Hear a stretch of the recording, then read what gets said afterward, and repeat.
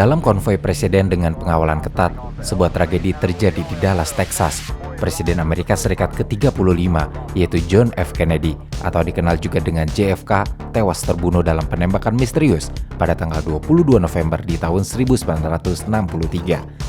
Penyelidikan resmi yang dilakukan oleh Komisi Warren yang dibentuk khusus untuk menyelidiki pembunuhan ini telah menetapkan seorang pria bernama Lee Harvey Oswald sebagai pelaku utama dan dianggap sebagai satu-satunya yang bertanggung jawab atas kematian JFK. Namun, sebelum diselidiki lebih lanjut keterlibatannya dan diadili, Lee Oswald terbunuh oleh Jack Ruby 2 hari setelah penangkapannya. Banyak teori beredar soal Lee dan peristiwa penembakan ini, melibatkan organisasi gelap internasional hingga kelompok komunis. Tapi, apa benar Lee Oswald pelakunya jika pihak berwenang saja tidak punya bukti? Di video kali ini, mari kita dalami siapa sebenarnya pembunuh dari John F. Kennedy.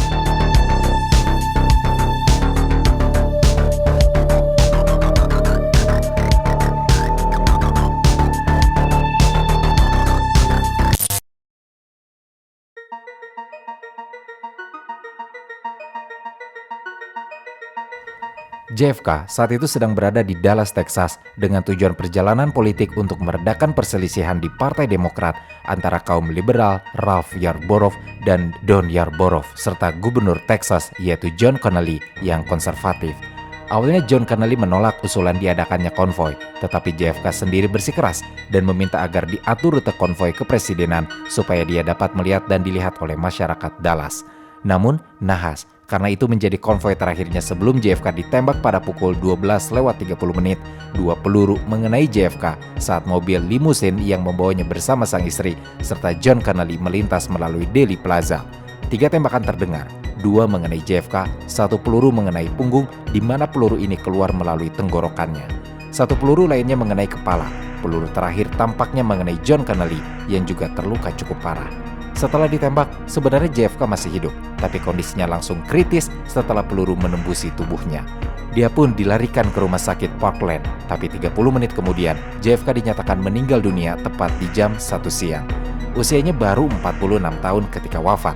Setelah diproses, jenazahnya segera diterbangkan kembali ke Washington. Pada tanggal 23 November, 6 pembawa jenazah militer mengangkat peti mati yang dibungkus bendera menuju ke ruang timur Gedung Putih, di mana JFK diistirahatkan selama 24 jam. Peti matinya kemudian dibawa dengan caisson atau kereta beroda 2 yang ditarik kuda ke Capitol.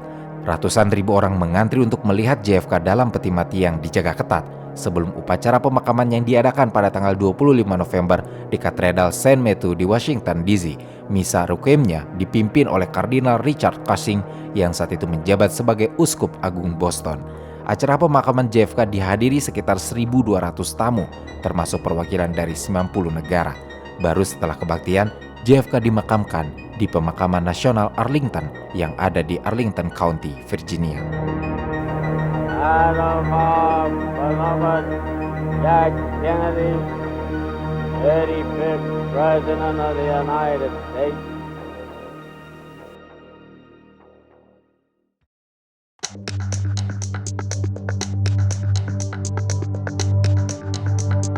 Sebelumnya dalam rangka kunjungan politik, JFK sudah menentukan bahwa dia akan pergi ke Dallas. Berita ini sudah berbulan-bulan sebelumnya diketahui publik. Namun rute konvoi JFK baru diselesaikan beberapa hari sebelum kunjungannya ke Dallas dan rute ini sebenarnya sangat bergantung pada tujuannya. JFK seharusnya dijadwalkan menghadiri jamuan makan di Dallas, tapi saat itu belum ada yang bisa menyepakati tempatnya. Ada 2 pilihan yang diberikan, yaitu Trademark di barat laut pusat kota atau Gedung Wanita di timur. John Connally menyarankan dengan semangat yang sangat vokal supaya JFK menuju Trademark, dan setelah banyak pertimbangan, akhirnya sarannya berhasil disetujui pada tanggal 14 November. Sebenarnya, jika Gedung Wanita yang dipilih, rutenya akan hampir sama, tapi konvoi akan melaju melalui Dealey Plaza di sebelah timur Main Street, tidak melewati Elm Street, dan lebih tegak lurus dengan Gedung Texas School Book Depository, di mana si penembak bersembunyi. Lagi pula, dengan rute tersebut, penembak akan mendapat banyak halangan, terutama dari ibu negara. Jacqueline Kennedy yang akan duduk di bagian kiri menjadi perantara pandang dari gedung ke JFK. Namun, dengan pemilihan Trademark sebagai tujuan akhirnya, maka berarti konvoi ini akan menuju ke barat di Main Street dan berbelok melalui Dealey Plaza untuk mencapai jalur utara di jalan bebas hambatan. Ada opsi lain dari rute ini, yaitu dengan mobil berjalan lurus dan tidak melewati jalan tol. Sayangnya, karena jalan tol merupakan rute yang lebih indah dan cepat, maka bagi JFK ini adalah pilihan yang menarik. Dia menginginkan rute melewati Elm Street tersebut untuk mencapai trademark yang benar-benar sangat mempengaruhi kesuksesan rencana pembunuhannya. Namun, sebelum mencurigai John Kennedy yang mendukung perjalanan ke trademark, perlu diingat lagi kalau John Kennedy juga berada di mobil yang sama dengan JFK dan ikut tertembak.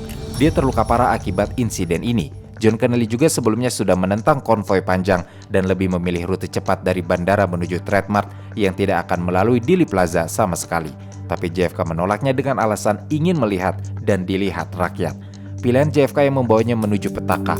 Penembakan yang terjadi padanya kemungkinan direncanakan dengan singkat, karena rute konvoi ini bahkan baru diketahui oleh masyarakat beberapa hari sebelum kedatangan JFK. Sebelumnya, justru masyarakat mengetahui bahwa tidak akan ada konvoi apapun, sebab di tanggal 15 November, surat kabar Dallas Morning News melaporkan bahwa konvoi kepresidenan tampaknya tidak akan terjadi. Hingga keesokan harinya, kabar lain muncul dari Dallas Morning News juga, yang menyatakan bahwa konvoi akhirnya dikonfirmasi akan dilakukan pada tanggal 22 November. Meskipun sudah ada kepastian akan diadakannya konvoi, tapi rute dan deskripsi rinci perjalanannya belum dipublikasikan secara resmi hingga di tanggal 19 November. Bagaimanapun, mereka yang sudah akrab dengan kota Dallas mungkin sudah memperkirakan rute mana yang akan dipakai saat konvoinya telah dikonfirmasi. Dengan kata lain, masyarakat Dallas sebenarnya sudah dapat menyimpulkan sejak tanggal 16 November kalau JFK akan berkonvoi melewati gedung Texas School Book Depository. Mereka tahu kurang dari seminggu sebelum konvoi tersebut.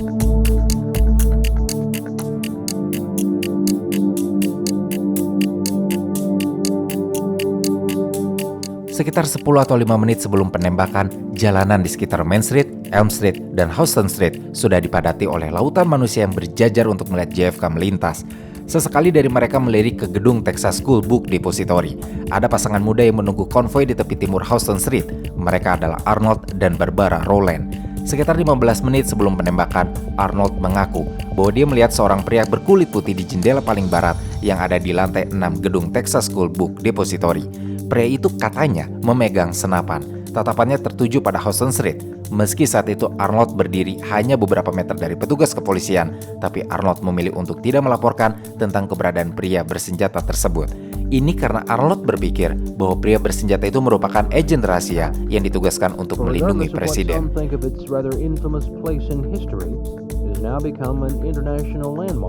Beberapa menit kemudian, pria lain bernama Howard Brennan yang duduk berseberangan dengan gedung melihat seorang pria kulit putih mondar-mandir di jendela paling timur di lantai 6. Saat itu sudah jam 12:30 menit. Mobil limusin presiden sudah muncul dari belakang sebuah gedung dan mulai memasuki Houston Street. Saat mobil berbelok ke Elm Street, seorang siswa sekolah menengah bernama Amos Owens melirik ke gedung Texas School Book Depository dan melihat sebuah batang logam yang menonjol keluar. Itu seperti pucuk senjata, tapi Amos tidak begitu yakin. Dia mematung di tempatnya, memperhatikan batang logam tersebut, dan perhatiannya sedikit beralih ke JFK. Tiba-tiba, terdengarlah suara ledakan yang menggema dan mengagetkan banyak orang. Burung-burung berterbangan, banyak orang awalnya mengira itu adalah suara petasan, tanda penghormatan atau mungkin ban yang meledak.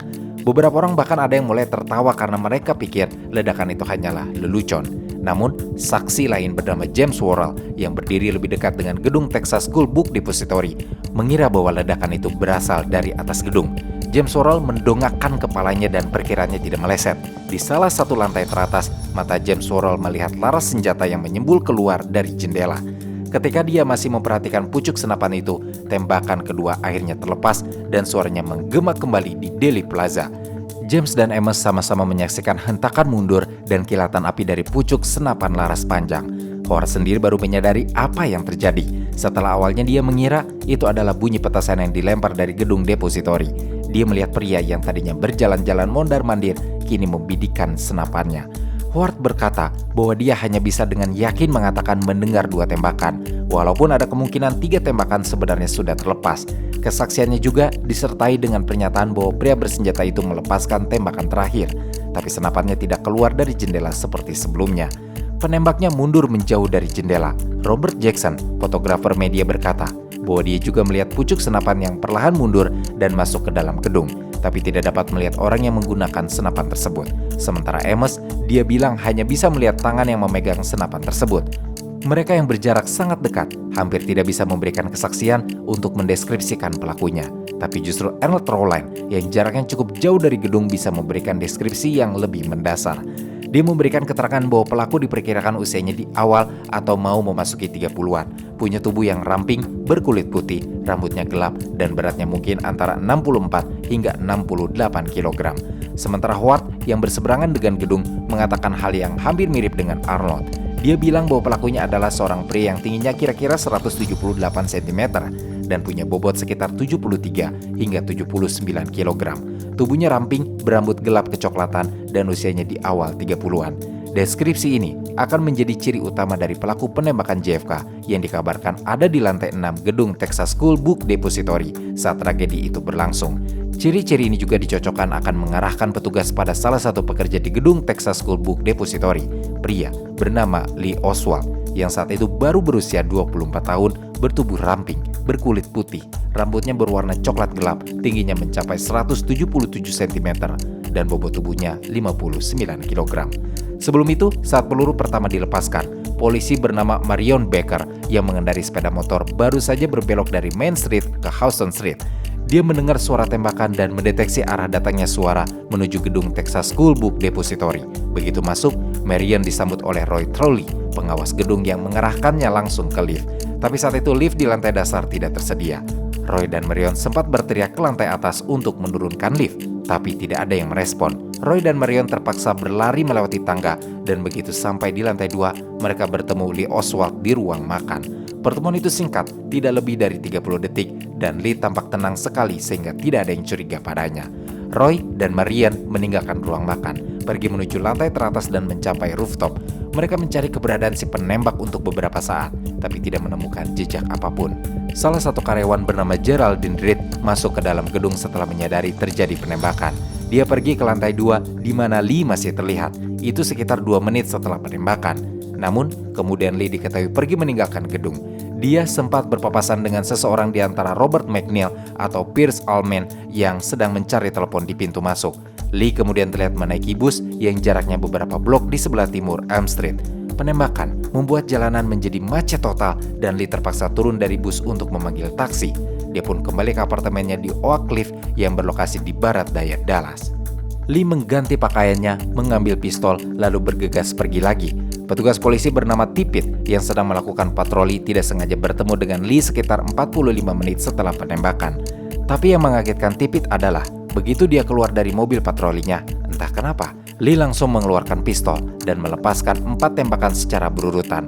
Lee pun melarikan diri setelah kejadian itu dan dia tertangkap setelah diketahui menyelinap ke bioskop terdekat tanpa membeli tiket. Sejumlah besar petugas mengepung gedung bioskop, menyalakan lampu dan mendekati Lee. Dikepung petugas, Lee mengeluarkan pistol lagi dan perkelahian singkat pun terjadi. Namun kali ini, dia lebih cepat dikalahkan dan diborgol. Polisi pun membawanya ke markas di pusat kota Dallas. Dia menjalani interogasi selama 2 hari penuh sebelum kematiannya. Interogasi itu dilakukan oleh polisi, FBI, agen rahasia, dan lainnya. Tidak ada satupun yang tercatat karena tidak ada rekaman. Beberapa catatan kecil memang ada. Salah satunya Ali Billy yang berkata bahwa dia tidak menembak siapapun, apalagi presiden. Dia dengan keras membantah terlibat dalam pembunuhan tersebut. Dia justru mengaku sedang makan siang di lantai 1 bersama 2 rekannya saat kejadian penembakan itu terjadi. Salah satu temannya yang berkulit hitam, tapi Lee tidak ingat namanya, dan satunya lagi adalah James Jarman. Namun James mengatakan dia tidak makan siang bersama Lee hari itu. Dalam pengakuan lain juga, Lee berkata bahwa mereka tidak makan siang bersamanya, tapi hanya melintas melewati ruangan saat dia sedang makan siang. Namun bagaimanapun, alibinya tidak ada yang bisa dibuktikan. Rekan-rekan kerjanya memang melihat dia berkeliaran di lantai 1 sebelum tengah hari, tapi mereka tidak mengetahui keberadaannya lagi semenjak jam makan siang, kecuali jika ditambah dengan pernyataan dari Charles Givens yang mengaku melihatnya di lantai 6 sekitar jam 11:45 menit.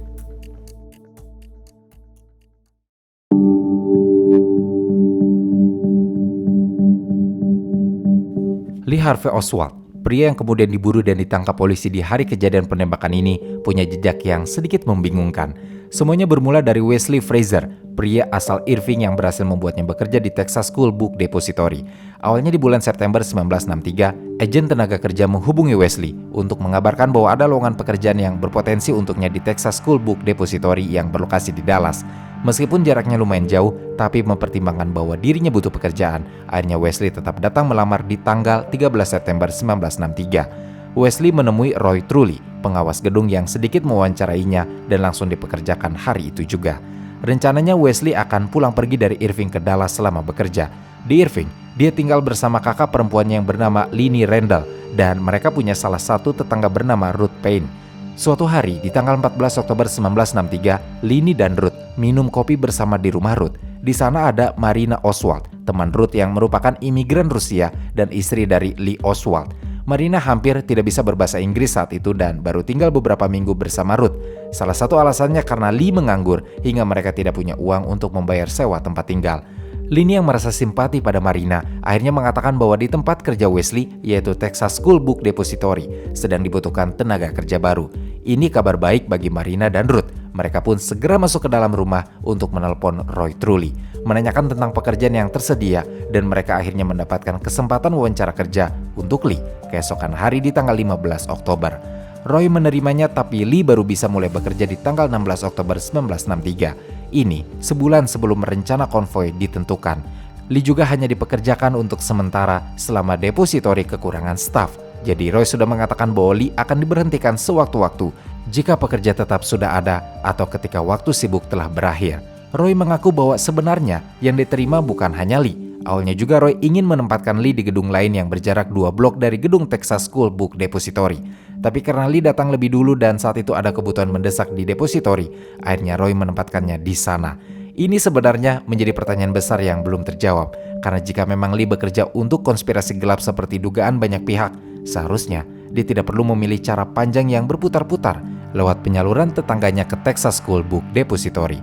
Perusahaan ini bergerak dalam bisnis penjualan buku. Lee ditugaskan menyiapkan buku untuk pengiriman dengan mengisi formulir dan mengangkut karton-karton buku dari lantai atas dan lantai pertama. Upahnya saat itu sekitar $1,25 per jam. Bangunan Texas School Book Depository tingginya 7 lantai, tapi lantai 7 tidak beroperasi sama sekali. 2 lift barang yang tersedia hanya sampai ke lantai 6 dan lift penumpang hanya sampai ke lantai 4. Tangga di dekat lift barang bisa mengakses hingga ke lantai 7. Tapi tangga lain di dekat lift penumpang hanya bisa mengakses sampai lantai 2. Inilah wilayah kerja Lee secara keseluruhan setiap hari kerja. Di akhir pekan, dia akan pulang ke Irving untuk menemui istri dan putrinya. Lee tidak punya SIM atau kendaraan, sehingga dia setiap pulang akan menumpang pada Wesley. Jadwal pulangnya ke Irving adalah Jumat malam dan akan kembali ke Dallas pada Senin pagi. Lee akan menghabiskan hari kerja di Dallas karena dia sudah menyewa apartemen di Dallas. Jadwal perjalanan Irving Dallas ini sudah menjadi rutinitasnya yang tidak pernah berubah. Namun, terjadi sebuah keanehan yang mengganggu rutinitas ini. Tidak seperti biasanya, di hari Kamis pagi pada tanggal 21 November 1963, sehari sebelum penembakan JFK, tiba-tiba saja Lee mengatakan ingin ikut pulang ke Irving bersama Wesley sore itu. Lee beralasan pada Wesley bahwa dia ingin mengambil batang tirai untuk memasang gorden di apartemennya. Tanpa banyak bertanya, Wesley mempersilahkannya ikut pulang. Sebenarnya, kepulangannya ini juga mengejutkan Ruth dan Marina yang tidak tahu bahwa Lee akan pulang. Awalnya Ruth berpikir bahwa Lee ingin meminta maaf pada Marina atas pertengkaran di antara mereka yang terjadi beberapa hari sebelumnya. Dalam pengakuan Marina pada petugas di kemudian hari, Marina juga tidak pernah diberitahu bahwa kepulangan Lee adalah untuk mengambil batang tirai gorden. Justru Lee bilang bahwa dia kesepian di Dallas dan ingin meminta maaf karena pertengkaran mereka sebelumnya. Di keesokan harinya, di tanggal 22 November yang akan menjadi hari penembakan JFK, hampir tidak ada yang mencurigakan dari Lee. Dia berpamitan seperti biasa pada istrinya dan meninggalkan rumah Ruth sekitar jam 7:15 pagi hari. Di atas meja rias di kamar tidurnya, Lee meninggalkan cincin kawin miliknya. Beberapa waktu kemudian, Linnie melihat Lee berjalan membawa sebuah paket di tangannya. Paket itu agak panjang, tapi tidak terlalu panjang untuk menyimpan sebuah senjata. Lee pun segera masuk ke mobil Wesley yang sudah menunggu untuk memulai perjalanan mereka ke Dallas. Wesley sempat bertanya paket apa yang dibawa oleh Lee, tapi dengan santai Lee menjawab bahwa itu adalah batang tirai gorden yang dimaksudnya kemarin.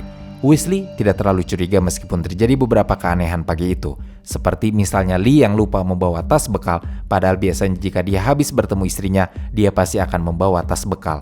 Lee lagi-lagi bersikap santai dan bilang kalau dia sudah berencana ingin membeli makan siang hari itu.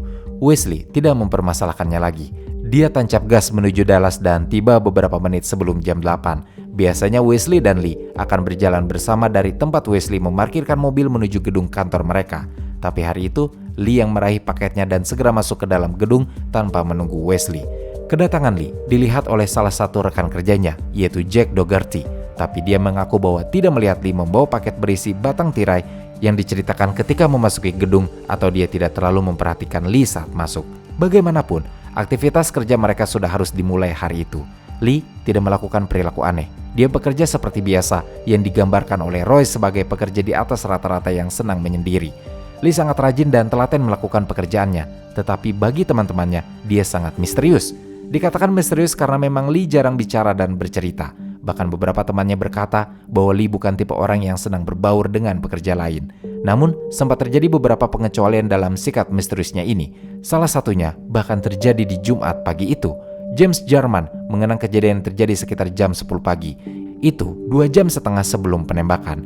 James yang sedang bekerja di lantai dasar melihat Lee sedang menatap keluar jendela yang mengarahkan pandangan mereka ke Elm Street, yang saat itu sudah mulai ramai dipadati masyarakat yang ingin melihat konvoi JFK. Lee bertanya pada James untuk apa orang-orang berkumpul di jalan, dan tanpa merasa curiga, James menjawab bahwa JFK akan melewati jalan tersebut siang nanti. Lee menanyakan lagi akan melewati jalan mana JFK nantinya saat datang, dan James sekali lagi menjawab tanpa curiga bahwa JFK mungkin akan datang lewat Main Street dan memutari Houston Street lalu kembali ke Elm Street. Percakapan tersebut bagi James adalah momen yang tidak biasa terjadi, apalagi jika itu berkaitan dengan Lee yang jarang bicara. Namun, sepertinya Lee tidak menyangka kalau JFK akan melewati gedung depositori tempatnya bekerja. Hal yang sebenarnya dirasakan juga oleh rekan-rekannya, termasuk James sendiri yang baru mengetahui fakta tersebut beberapa saat sebelum dia berbicara dengan Lee. Ini juga tampaknya membuktikan bahwa Lee sebenarnya belum mengetahui rute konvoi JFK sebelum berbicara dengan James, yang seharusnya menjadi pertimbangan sebelum menuduhnya sebagai penembak. Memang ada kemungkinan Lee melihat artikel-artikel lain terkait rute konvoi karena dia juga sering membaca kolom politik di surat kabar. Tapi obrolan tersebut lebih menegaskan bahwa Lee tidak pernah mengetahui rute konvoi sebelumnya. Meskipun jika mengecek fakta lain dari aspek kehidupan Lee, kita bisa mencurigainya akibat memiliki kecenderungan politik, di mana dalam sebuah wawancara, dia pernah menyebut dirinya memang mempelajari filsafat Marxis, tapi dia menolak disebut sebagai seorang komunis.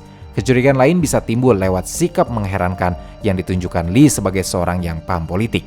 Dia tampak tidak tertarik dengan kedatangan JFK. Bahkan dia menolak untuk membahas kedatangannya dengan istrinya yang terus menanya tentang JFK saat Lee kembali ke Irving. Istrinya beranggapan bahwa ini adalah sesuatu yang aneh, di mana Lee biasanya menanggapi pertanyaan politik dengan sangat antusias.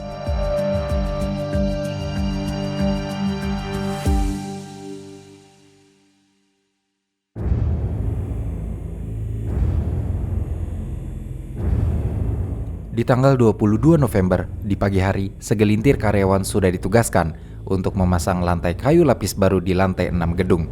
Para karyawan ini sesekali melihat Lee yang sibuk dengan tugasnya sendiri mengisi formulir dan mendata buku yang akan dikirim. Ada seorang rekan kerja bernama Daniel Arch yang bersaksi melihat Lee sebelum jam makan siang. Lee sendirian terlihat memegang beberapa kertas di tangannya ketika waktu jam makan siang, itu sekitar jam 11:45 atau 45 menit sebelum penembakan. Beberapa karyawan ditugaskan di lantai 6 memutuskan untuk turun ke lantai bawah. Mereka sempat melihat Lee yang berdiri di lantai 5, tampak menunggu lift, dan Lee sempat berteriak supaya mereka berhenti atau menutup gerbang lift setelah mencapai lantai dasar supaya Lee bisa menggunakannya. Beberapa waktu kemudian, Charles Gibbs yang kelak akan memberikan kesaksian menyadari bahwa dia lupa membawa jaket dan rokoknya di lantai 6. Dia naik lagi ke lantai atas dan mengambilnya. Tapi begitu dia ingin turun lagi ke lantai dasar, Charles melihat Lee mendekat. Charles nantinya akan bersaksi bahwa saat itu dia melihat Lee datang dari jendela di mana tembakan berasal. Dia bilang Lee tidak turun bersamanya dan Charles diketahui menjadi satu-satunya orang yang melihat Lee sebelum pembunuhan terjadi. Pertemuan antara Charles dan Lee terjadi pada jam 11:55, sekitar 35 menit sebelum penembakan. Namun, karyawan lain ada yang mengaku bahwa dia melihat Lee di bagian lain gedung pada waktu yang sama atau bahkan sebelum pertemuan yang diceritakan oleh Charles. Laporan tentang keberadaan Lee menjadi simpang siur dan kebanyakan bertentangan satu sama lain. Charles sendiri kemudian diketahui bahwa menjadi orang terakhir yang mengunjungi lantai 6 karena tidak lama kemudian Bonnie Williams naik ke lantai 6 untuk mengambil bekal makan siangnya. Dia duduk beberapa saat di dekat jendela kedua dari ujung untuk menunggu kedatangan presiden. Namun sepengakuan Bonnie, dia tidak melihat ada orang lain di lantai 6 selain dirinya. Sudut penembak yang dinamai sebagai sniper nest saat itu tidak bisa dilihat olehnya karena terhalang buku dan box yang ditumpuk tinggi. Hanya saja, Bonnie yakin bahwa tidak ada orang lain di ruangan tersebut selain dirinya. Di saat yang sama, tanpa diketahui karyawan lain, di dekat pintu masuk utama, seseorang mencoba masuk ke gedung Texas School Book Depository. Daniel menggambarkannya sebagai pria lanjut usia berkulit putih yang kesulitan untuk sekedar berjalan normal. Pria tua itu meminta Daniel untuk mengantarkannya ke toilet. Daniel menurutinya, dan kemudian melihat pria tua itu 5 menit kemudian keluar dari toilet, meninggalkan gedung dan masuk ke dalam mobil tua jenis Buick yang diisi dengan 3 wanita tua berkulit putih. Pria tua itu menjadi satu-satunya orang yang tidak bisa diidentifikasi petugas dan merupakan satu-satunya orang tidak dikenal yang diketahui memasuki gedung depositori sebelum penembakan itu terjadi. Kembali ke lantai 6, Bonnie yang baru menyelesaikan makan siangnya mendengar suara James Jarman dan Harold Norman di lantai 5. Dia meninggalkan lantai 6 dan bergabung dengan mereka di lantai 5. Waktu pasti kapan Bonnie meninggalkan lantai 6 tidak diketahui, tetapi kemungkinan tidak lebih dari 10 atau bahkan 5 menit sebelum penembakan. Sebelumnya, Arnold mengaku melihat pria bersenjata yang berjalan mondar-mandir di jendela paling barat lantai 6 gedung Texas School Book Depository. Seharusnya, jika pengakuan Arnold akurat, Bonnie bisa melihat pria bersenjata yang dimaksud karena area yang dimaksud Arnold bisa terlihat dengan jelas oleh Bonnie yang ada di lantai 6 karena areanya tidak tertutup sama sekali.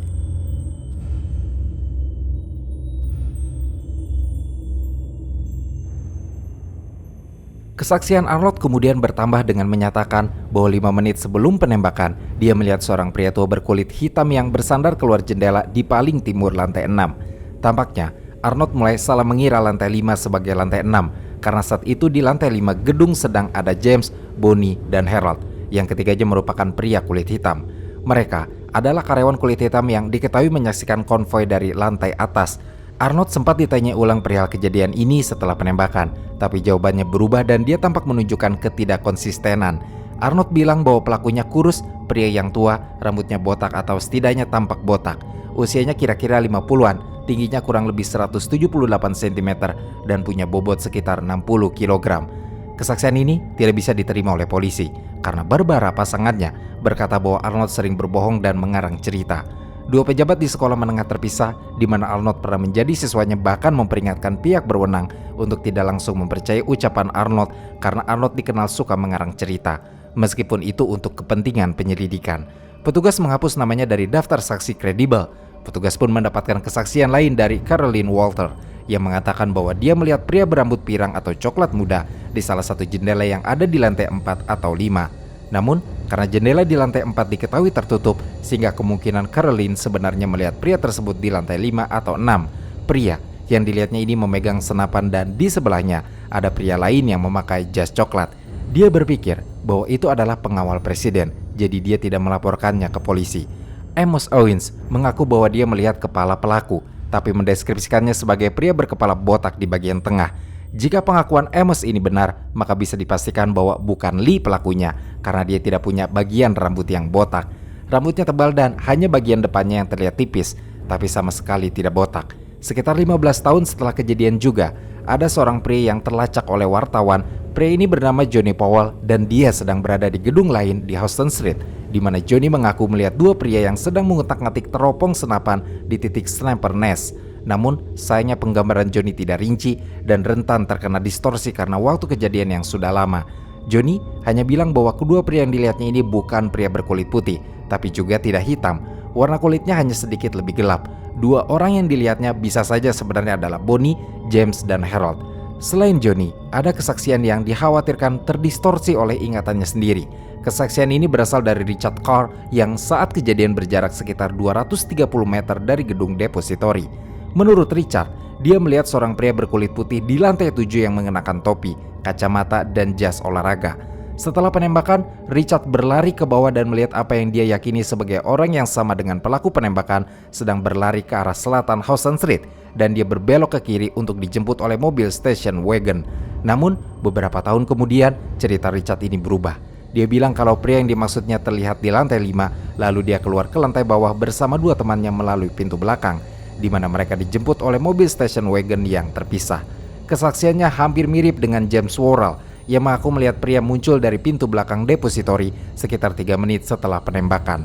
Pria ini katanya memakai jas olahraga dan menuju selatan Houston Street.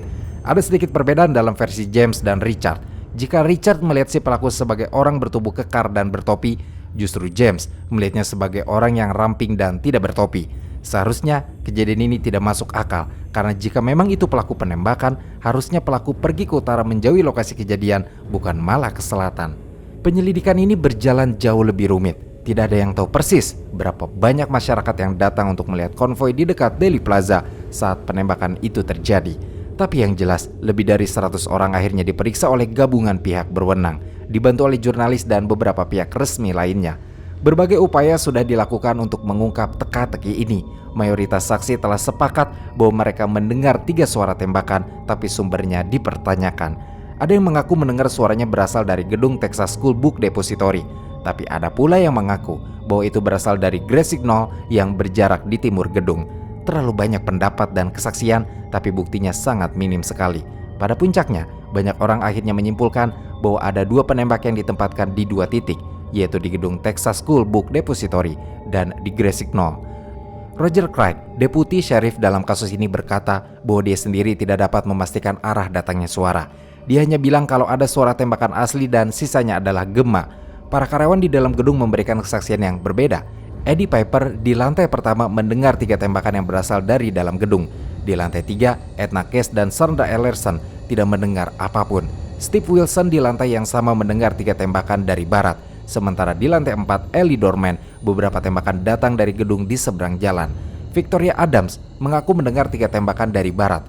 Maria Olis mengatakan mendengar 3 tembakan di dalam gedung. Namun ada juga yang merasakan tembakan dan ledakan yang mengguncang dari dalam gedung, seperti Kenneth Hine, Bonnie Williams, dan James German yang merasakan hal yang sama. Dia yakin itu berasal dari lantai atas. Harold Norman bahkan merasakan peluru yang jatuh ke lantai dan tarikan senjata di lantai atas. Ledakan senapan itu tampaknya memang menggetarkan gedung sehingga beberapa pasir jatuh mengenai kepala Bonnie. Mereka bertiga berusaha melihat ke lantai atas. Sayangnya, keterkejutan membuat mereka tetap berada di lantai 5 selama beberapa saat. Di mana mungkin saat itu pembunuh di lantai atas kini berpacu dengan waktu untuk bisa lolos dari deteksi.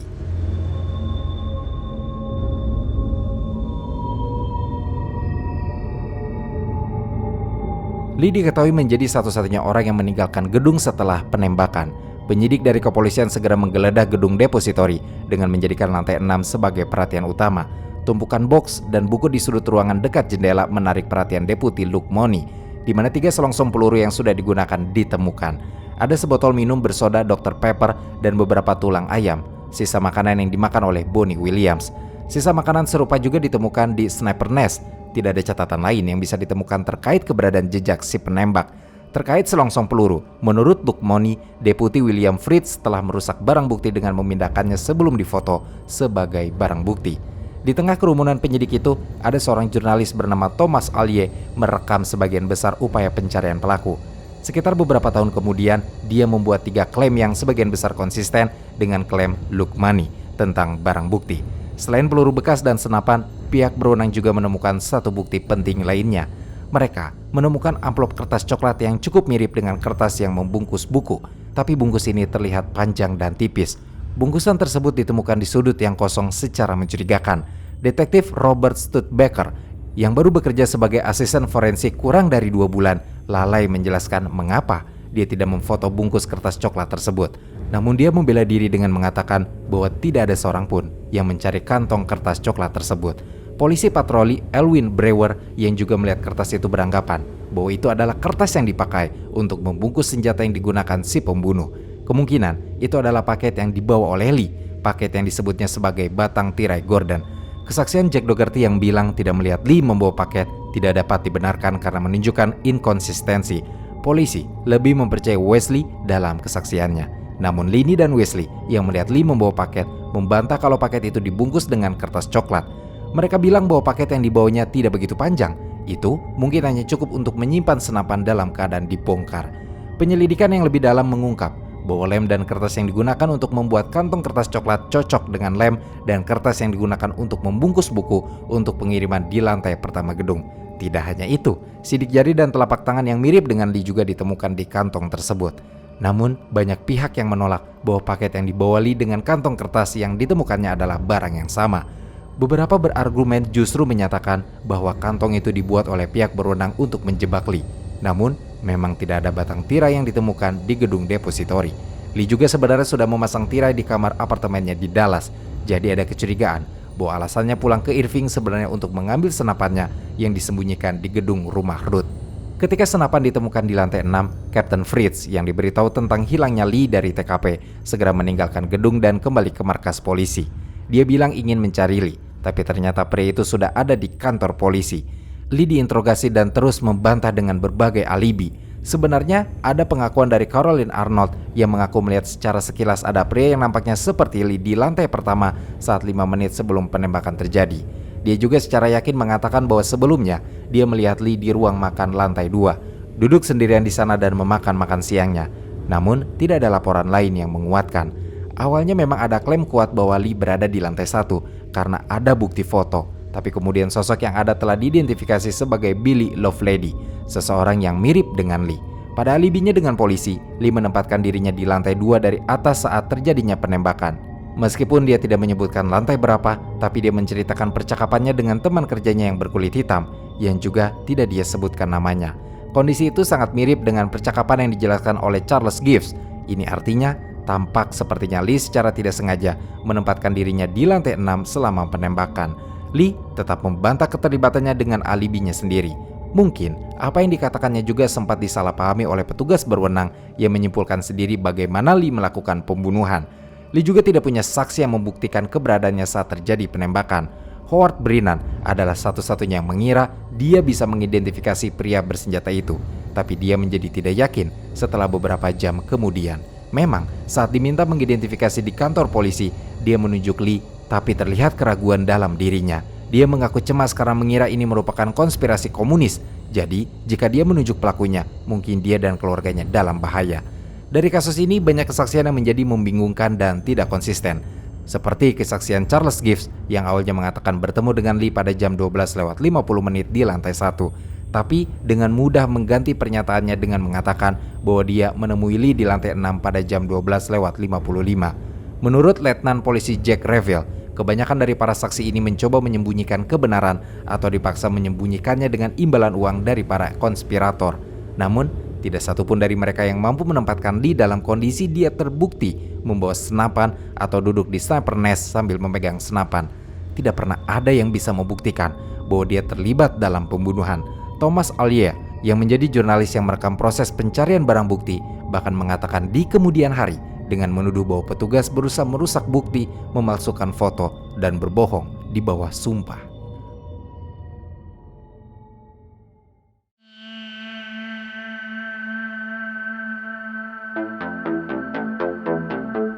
Minggu pagi di tanggal 24 November, Lee dijadwalkan dipindahkan dari penjara kota ke penjara kabupaten. Banyak wartawan meliputnya ketika ingin masuk ke dalam mobil lapis baja dari penjara bawah tanah.